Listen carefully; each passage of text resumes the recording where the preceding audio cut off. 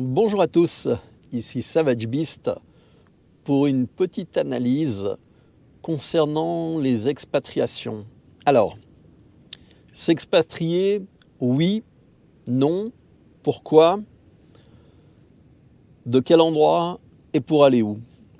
En fait, dans mon parcours professionnel, j'ai vécu à Philadelphie, j'ai vécu à Londres, j'ai vécu à Zurich. Je suis né à Genève, j'ai vécu une bonne partie de ma vie en Suisse, à Genève. Après, je suis parti en Roumanie, j'étais en Hongrie aussi. J'ai fini en Moldavie et en Transnistrie que j'ai adoré en fait.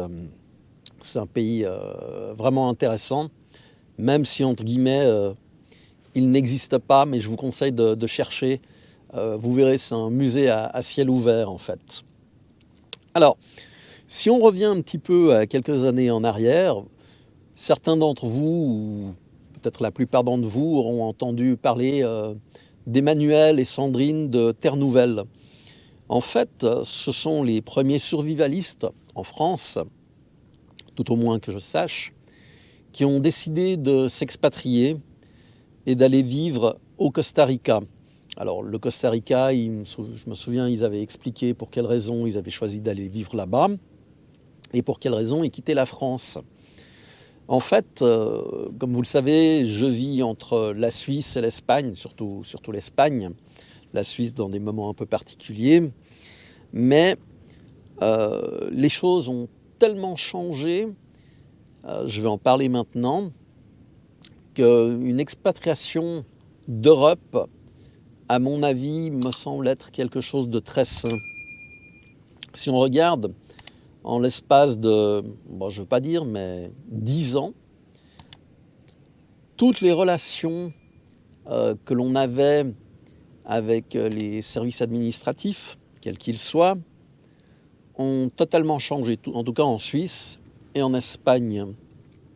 Pour la France, je ne sais pas, peut-être que c'est le cas, peut-être que vous avez vos propres expériences. Mais on est passé d'une réceptionniste ou un réceptionniste au téléphone. Vous aviez une personne qui répondait à vos demandes, à vos questions, qui vous permettait de fixer un rendez-vous, à des systèmes totalement automatisés. Donc, vous devez appuyer sur des touches au téléphone pour arriver en endroit où on va vous dire « vous devez aller sur le site internet, faire ci, faire ça ». Et tout le monde n'a pas Internet, tout le monde ne comprend pas ça. Les personnes âgées ont beaucoup de difficultés à gérer ce genre de choses. En fait, ils n'y arrivent pas. Et on s'est engagé dans une voie qui, à mon avis, est vraiment problématique, où on a supprimé la relation humaine avec une relation avec des machines. Or, les machines ne vont rien résoudre, si ce n'est poser des problèmes. Typiquement, vous devez donner une série de chiffres. Si vous vous trompez dans un chiffre, vous devez recommencer depuis le début. Il faut revenir au menu, ça va prendre du temps, ça va être compliqué. Pour Genève, par exemple, tout ce qui consiste les impôts, maintenant, vous ne pouvez plus envoyer vos documents, il faut les téléverser, vous ne pouvez pas avoir de rendez-vous, il faut écrire. Enfin, c'est devenu une mise à distance des fonctionnaires qui, ne l'oublions pas, sont au service du citoyen. Cette mise en distance a créé des problèmes incommensurables. En fait, si on regarde maintenant le fonctionnement des administrations en Europe, ces administrations génèrent leur propre travail. C'est-à-dire que ce n'est plus un travail profitable, qu'on aime ou qu'on n'aime pas, ce n'est pas important, mais toute une série de demandes administratives supplémentaires qui font perdre du temps, qui vous bloquent. On a compliqué à outrance des processus qui étaient simples. Donc pour ça, on a engagé des gens qui en définitive ne servent à rien, il faut dire les choses telles qu'elles sont, qui coûtent très cher. Il y a une redondance entre les services, il n'y a aucune prise de responsabilité. Ah, c'est pas nous, il faut voir avec l'autre, mais l'autre, il va vous dire la même chose. Donc vous arrivez à un point où vous devenez l'otage des systèmes administratifs. En fait, si je devrais faire une comparaison, on est arrivé à une soviétisation de tout ce qui est administratif en Europe, que ce soit en Suisse, en France, en Espagne. L'Espagne, c'est une catastrophe. C'est une catastrophe. Vous devez avoir une carte de crédit pour pouvoir faire les paiements. Vous devez avoir un téléphone portable pour pouvoir rentrer les saisies de numéros, pour pouvoir faire vos paiements, pour aller sur les sites qui ne sont pas forcément adaptés. En fait, on vous met des fils à la patte qui vous coûtent de l'argent.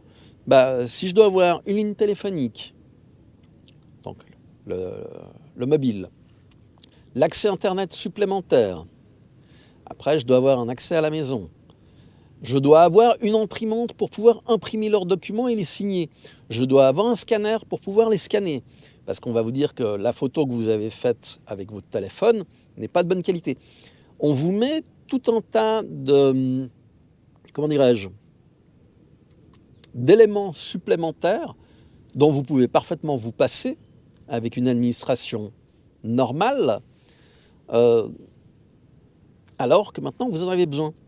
Vous devez prendre rendez-vous, on va vous accorder un quart d'heure de rendez-vous pour résoudre votre problème. Si le problème n'est pas résolu, il va falloir refaire une demande de rendez-vous. Et tout ça, ce sont des frais pour vous, parce que vous perdez du temps, vous perdez le travail ou ce que vous êtes en train de faire. C'est une charge.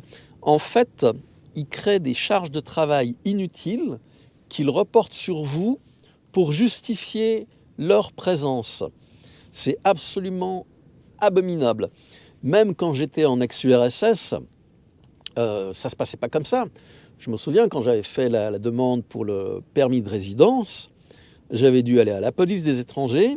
Il m'avait dit oui, il y a tel élément à faire, il y a ça, ça, ça, ça, ça. On m'avait écrit toute la liste. Il m'avait dit on va faire les choses simplement. Tu commences par la première, je vais leur téléphoner, leur dire que tu vas là-bas et on va te faire le contrôle sanitaire. Donc hop, j'avais été, le contrôle sanitaire avait été fait, tout était en ordre. Une fois que ça avait été fait, j'avais rapporté les documents.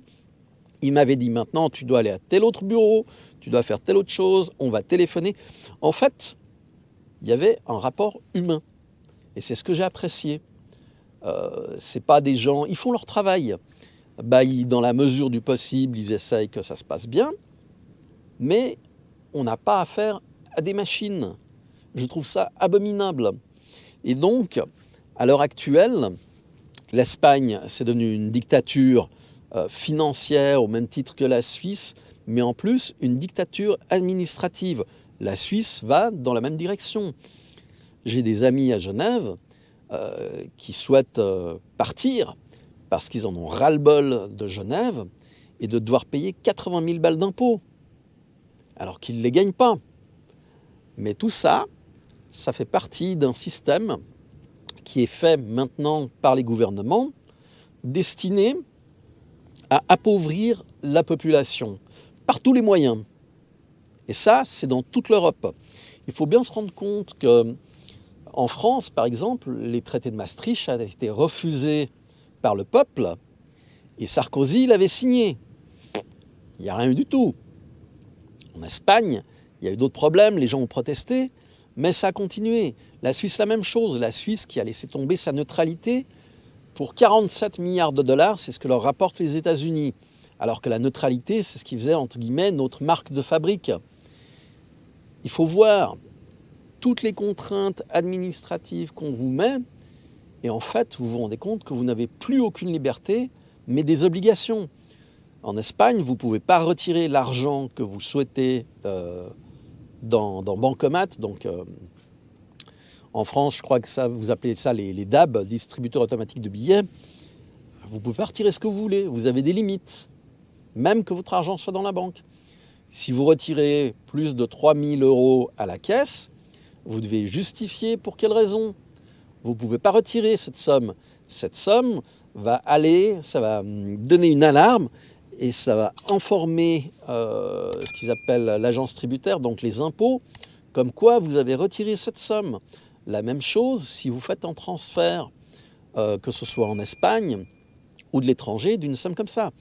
À l'époque, j'avais fait un transfert de 3 000 €, ça avait bloqué le compte en Espagne et j'y avais pas accès, j'avais pété les plombs, j'avais fait un scandale. Alors que c'était la banque qui l'avait bloqué et ils n'ont pas le droit. Donc, il y a tout des tracasseries administratives pour justifier des postes de travail qui sont inutiles, pour vous faire perdre votre temps, votre énergie. Est-ce que ça vaut la peine de se battre pour ce genre de système? Ça, c'est une bonne question.